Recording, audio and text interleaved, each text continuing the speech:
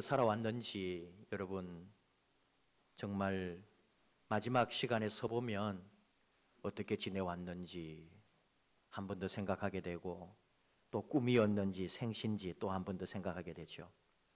여러분 잘 아는 이야기, 영국의 희곡 작가 버나드 쇼가 죽었을 때 그 무덤의 묘비명을 이렇게 하라 그래가지고 지금도 그렇게 되어 있다 그러죠. 우물쭈물하다가 이렇게 될 줄 알았다. 희곡 작가답게 코미디언답게 그렇게 했습니다마는 사실은 그 사람만큼 열심히 산 사람이 어디 있겠어요? 우물쭈물하지 않았어요. 우리 역시 마찬가지 아닐까요? 우물쭈물 산 사람이 어디 있어요? 나름대로 산다고 열심히 오늘 여기까지 살아왔습니다. 무엇 때문에? 그래도 내가 열심히 한 해 동안 살게 해준, 나를 지탱하게 해준 게 뭘까? 생각해 보면 그게 꿈이고 희망이 아니었을까? 그래도 내일은 더 잘 될 거라고, 내년에는 그래도 더 좋은 일이 있을 거라고 우리는 꿈을 꾸고 소망합니다. 불명코 내일이 더 나으리라고 하는 그런 기대를 하고 있습니다. 우리에게 주어진 그 꿈, 그 꿈이 그래도 우리를 오늘 살게 하지 않는가?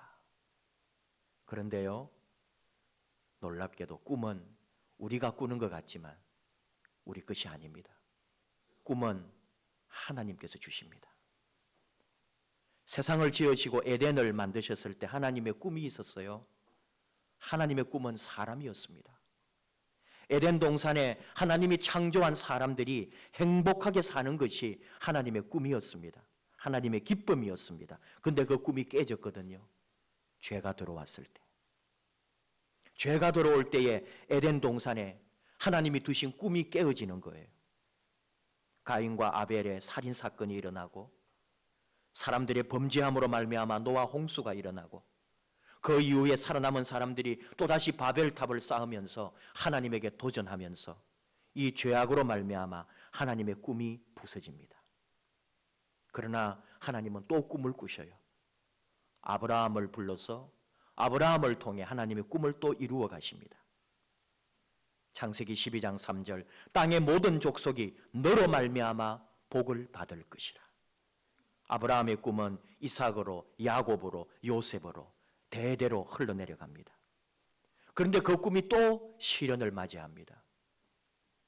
요셉이 애굽에 팔리면서 애굽에 나중에 종살이가 되고 430년 동안 애굽에서 생활하게 됩니다. 그런데 하나님은 또 그 속에서 하나님의 꿈을 또 이루시는 거죠. 백성을 가나안 땅으로 데리고 가겠다는 하나님의 꿈. 모세를 통하여 출애굽기 3장 8절 내가 내려가서 그들을 애굽인의 손에서 건져내고 그들을 그 땅에서 인도하여 아름답고 광대한 땅, 젖과 꿀이 흐르는 땅 곧 가나안 족속, 헷 족속, 아모리 족속, 브리스 족속, 히위 족속, 여부서 족속의 지방에 데려가려 하노라. 하나님의 꿈을 모세에게 심어줍니다. 내가 아브라함을 통해 이루려고 했던 그 꿈, 400년 이상 지체되었지만 다시 너를 통해 시작한다.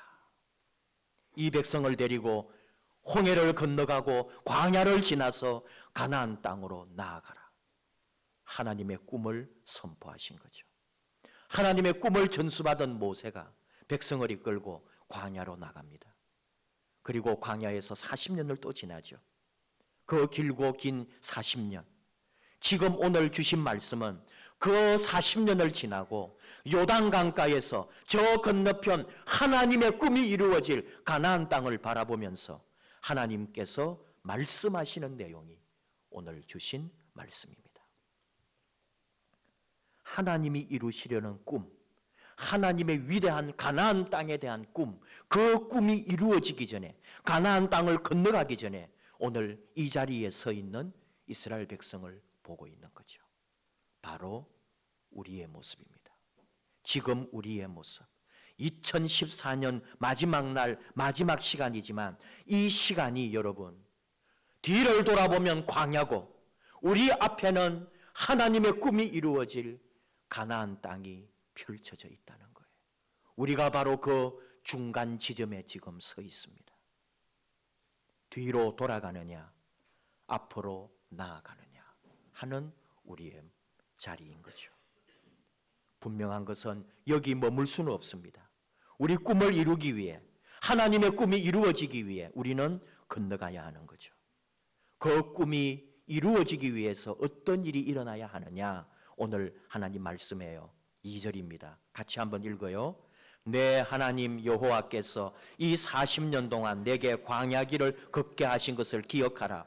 이는 너를 낮추시며 너를 시험하사 네 마음이 어떠한지 그 명령을 지키는지 지키지 않는지 알려 하심이라. 하나님께서 우리를 보고 계시며 하나님께서 우리를 낮추시고 우리를 시험하시고 우리가 어떠한지 하나님의 말씀대로 사는지를 하나님이 지켜보시겠다는 거예요. 우리가 그 말씀대로 사는지, 하나님의 꿈이 우리의 삶의 길이 열릴 때 어떤 일이 있어야 하느냐? 하나님이 우리를 지금 시험하고 계시고 우리가 어떻게 하는지를 보시겠다는 거예요. 3절을 또 한 번 더 같이 읽어볼까요?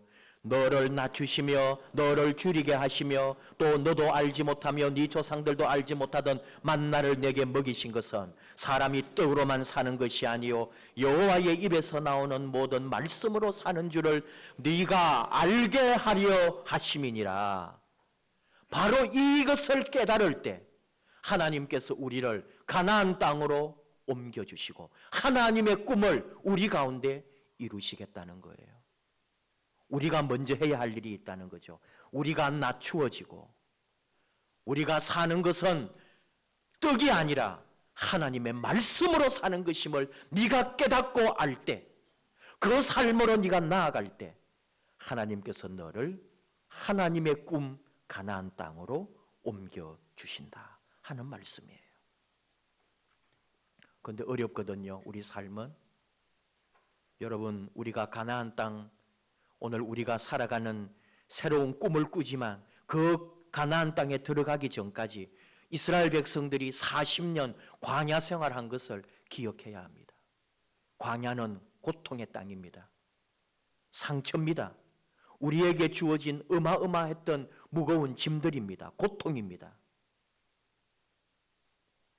말로 할 수 없는 많은 힘들, 이스라엘 백성들 역시 그 광야 생활을 하면서 지파별로, 우리로 말하면 문중별로, 가족별로 살아가면서 그들 속에 얼마나 많은 갈등과 고통과 어려움이 있었는지 모릅니다. 그들 속에 상처를 준 사람들은 다 가족들이고 형제들이고 친척들이고 같은 족속들이었습니다. 그걸 우리가 이겨내는 거예요. 우리에게 고통을 주고 우리에게 상처 주는 사람이 어디 멀리 있습니까? 가족이고 같은 회사 직원이고 같은 교회 성도고 친구고 그렇습니다. 이것을 우리가 이겨내고 함께 가는 거예요. 외부로부터의 고통도 있습니다. 이스라엘 백성들이 광야에 있을 때에 르비딤에 있을 때 아말렉 공격도 받았고 요르단에서 에돔 족속의 공격도 받았고 모압에서는 발람의 저주도 받았고 그 가나안 땅에서도 많은 어려움과 외부 세력들의 고통을 받았어요. 또 나중에 가나안 땅에 들어가서는 또 고통이 없습니까? 수많은 대적들과 싸움을 한다 이거죠. 삶이란 고통과 상처가 항상 어우러져 있습니다. 그런데도 하나님이 그걸 우리에게 원하고 계시다는 거죠. 네가 어떻게 하는지, 왜 너를 낮추고 심지어 너를 줄이게도 했다는 거예요. 너를 굶고 먹을 것도 없게도 만들고 너를 연단하고 시험하여 하나님의 사람으로 하나님의 기쁨이 되고 하나님이 원하시는 하나님의 자녀로 만드시려고 하나님의 땅에 보내시려고 우리를 그렇게 훈련시키셨다는 거예요. 2014년 우리가 오늘까지 살아오면서 여러분이나 저나 다 힘든 일, 어려운 일, 말로 할 수 없는 고통이 있을 것입니다. 사람은 참 이상해가지고요. 그 고통과 상처를 항상 내 기억의 창고라는 곳에 둔다고 그러죠. 그리고는 그것을 그냥 내 창고에 있다 보니까 때만 되면 꺼내어 보는 거예요.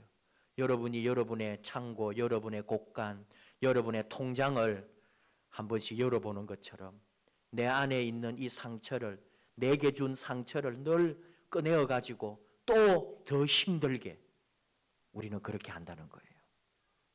근데 이걸 비워내야 하는 거죠. 왜냐하면은 하나님도 기억하지 않으시는데, 이사야 선지자를 통해 주신 말씀, 이사야 43장 25절, 나 곧 나는 나를 위하여 네 허물을 도말하는 자니 네 죄를 기억하지 아니하리라. 하나님도 우리의 죄를 기억하지 않으시는데 우리는 우리에게 상처 준 일을 영원히 기억하고, 내게 조금만 어려움이 오면은 다시 그 상처를 꺼내가지고 나를 생채기 내는 그런 어리석은 일을 저지르는 것이 우리들입니다.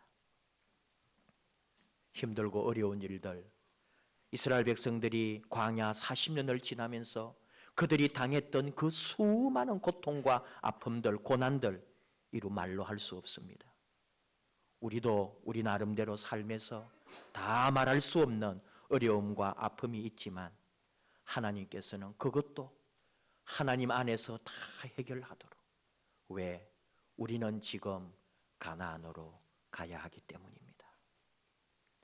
이전 일을 기억하지 말라. 하나님 말씀하신 거 그대로 오직 하나님의 은혜로, 그리고 용서해 주므로 내 안에 새로운 삶을 열어가는 거죠. 다시 한번 꿈을 꾸는 겁니다. 하나님의 꿈, 하나님이 내 안에 두신 꿈.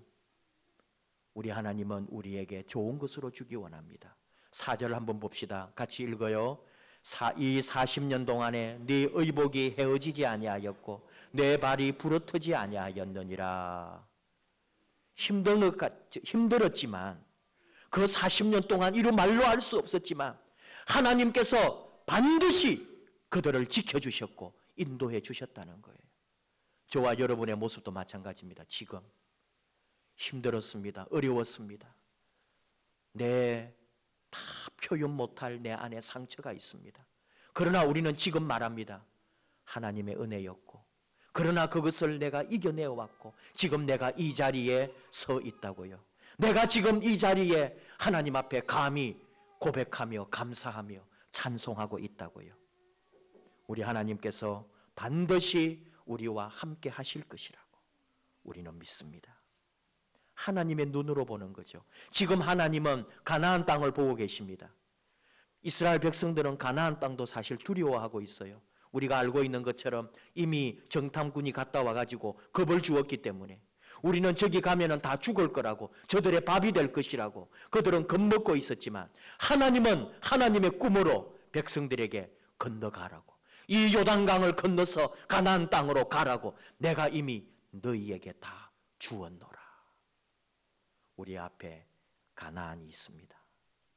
낙심하지 말고 이제 가나안을 향하여 우리에게 있었던 모든 어려움, 고난, 상처, 아픔, 하나님이 주신 말씀 그대로 나를 낮추시고 나를 줄이게도 하시고 나를 연단도 하시고 나를 시험도 하시고. 왜?